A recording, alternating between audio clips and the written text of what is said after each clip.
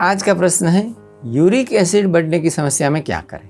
सरल सा उत्तर है, ऐसे सभी भोजन का त्याग करें जो शरीर में वायु को बढ़ाते हैं। ऐसा हमारे पूर्वजों ने अपने अनुभव से लिख रखा है, परंतु उसका कारण क्या है? इस प्रश्न का उत्तर आज हम देंगे।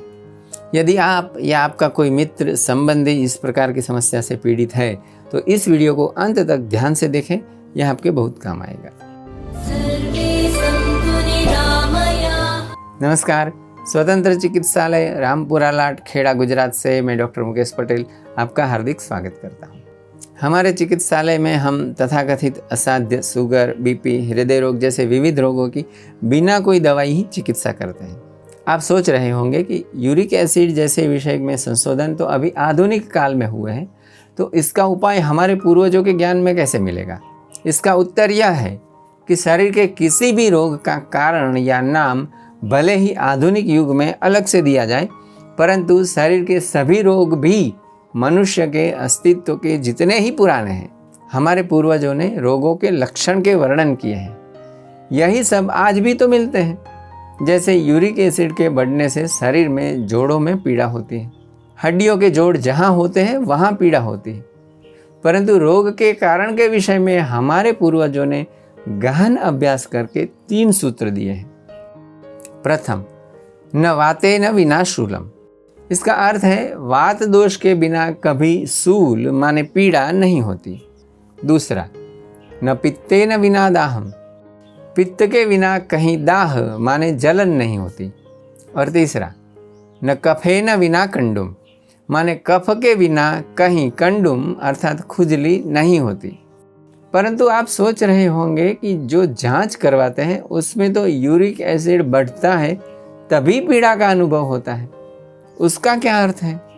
उत्तर, आपको शरीर में कहीं भी पीड़ा का अनुभव हो रहा हो तो प्रायः उसमें कहीं न कहीं वात कारण रूप है, और आपकी जांच में जो यूरिक एसिड दिखता है वह तो इसका दिखने वाला भौतिक परिणाम रूप मात्र है।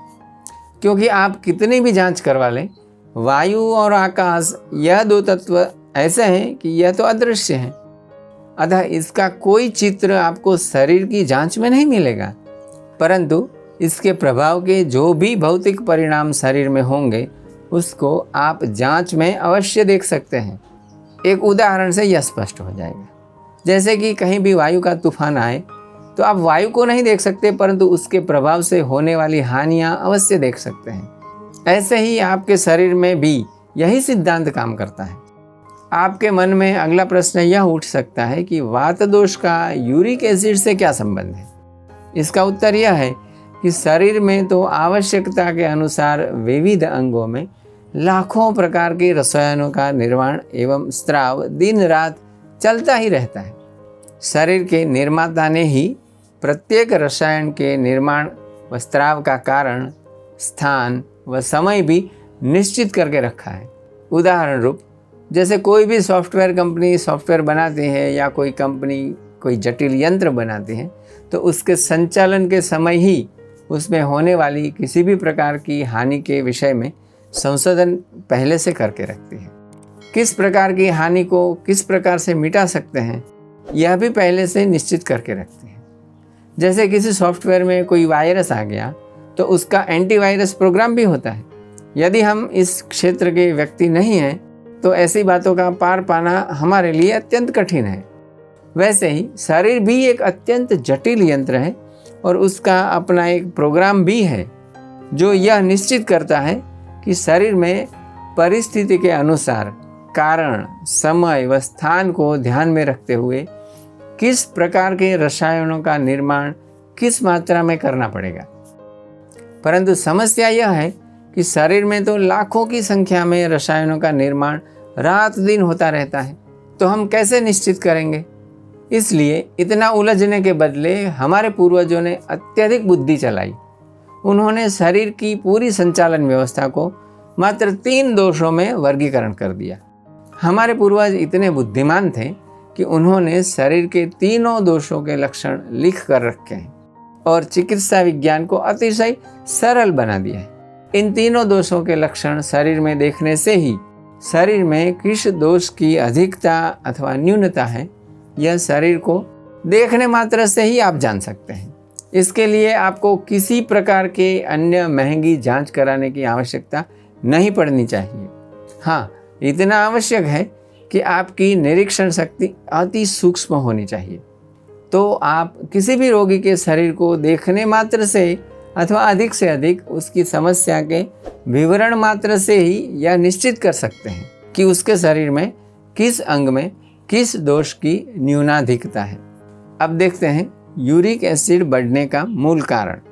जब आपका आहार विहार तथा ऋतु आपके शरीर में वात दोष को बढ़ाने वाले होते हैं तो इसके परिणाम स्वरूप शरीर में वात दोष बढ़ता है। वात का एक गुण है शीतत्व, माने वह ठंडा होता है। उसके विरुद्ध में यूरिक एसिड रूपी अग्नि से वात का प्रभाव घटता है। उसके लिए शरीर उसको स्वयं ही उत्पन्न करता है। तात्पर्य यह है कि वास्तव में उस बढ़े हुए वात का निवारण करने के लिए यूरिक एसिड बढ़ता है। यह तो हो गया यूरिक एसिड के रोग का निदान। अब देखते हैं इसके 3 उपाय। प्रथम उपाय, जिस स्थान में पीड़ा हो रही हो उस स्थान पर गर्म पानी की धार करते रहें। प्रश्न, कितने समय तक करें? उत्तर, सतत 45 मिनट तक बिना रुके धार करते रहें। पानी कितना गर्म रखें? अधिक से अधिक जितना सहन हो सके उतना गर्म रखें। पानी ठंडा हो जाने पर उसमें गर्म पानी डालते रहें। प्रश्न, दिन में कितनी बार यह प्रक्रिया करें? उत्तर, 3 बार ऐसा करें। अब दूसरा उपाय, रात सोते समय 40 ग्राम गर्म दूध में 1 से 3 चम्मच एरंड तेल मिलाकर पी लें। दूध के बदले आधा चम्मच सौंठ का पाउडर का काढ़ा भी ले सकते हैं। काढ़ा बनाने की विधि इसी चैनल पर एक अन्य वीडियो में दी हुई है, उसको देखकर आप काढ़ा बनाने की विधि जान सकते हैं। तीसरा उपाय, सवेरे का नाश्ता अभी आप जो भी कर रहे हैं उसको बंद कर दें। उसके बदले आपकी इच्छानुसार किसी भी प्रकार के फलों का सेवन करें। प्रश्न, यह तीनों उपाय कितने समय तक करें? उत्तर, 1 महीना तक करें। तो मैं समापन करूंगा। यूरिक एसिड की समस्या मूलतः शरीर में बढ़े हुए वात की समस्या है। जांच में दिखने वाला यूरिक एसिड तो मात्र उस वात दोष का दिखने वाला भौतिक परिणाम मात्र है। वात दोष के समन के इस वीडियो में कहे गए 3 उपाय 1 महीने तक करने से आप इस समस्या से बिना कोई दवाई ही मुक्ति पा सकते हैं। बात कोई भी हो, शरीर की या मन की, यह तो निश्चित है कि कोई भी रोग बिना किसी दवाई के ही ठीक हो सकता है। यदि आपको माहिती उपयोगी लगी तो वीडियो लाइक करें, आपके सभी ग्रुप मित्र संबंधियों को शेयर करें।